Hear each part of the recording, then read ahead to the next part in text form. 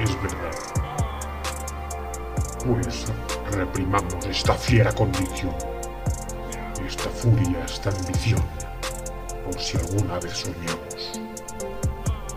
Y sí haremos, pues estamos en un mundo tan singular, que el vivir solo es soñar, y la experiencia me enseña que el hombre que vive sueña lo que es, hasta despertar. Sueña el rey que es rey, y vive con este engaño mandando, disponiendo y gobernando, y este aplauso que recibe, prestado en el viento escribe y en cenizas le convierte la muerte. Desdicha fuerte, que hay quien intente reinar viendo que ha de despertar en el sueño de la muerte.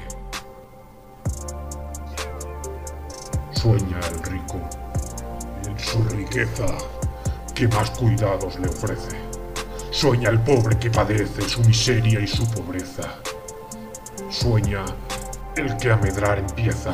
Sueña el que afana y pretende. Sueña el que agravia y ofende.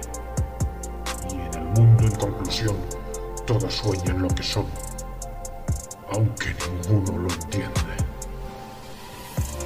Yo sueño que estoy aquí, de estas prisiones cargado.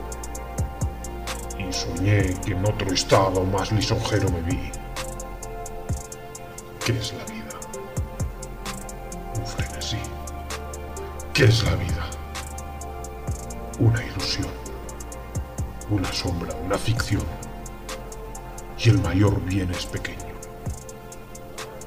que toda la vida sueño, y los sueños, sueño.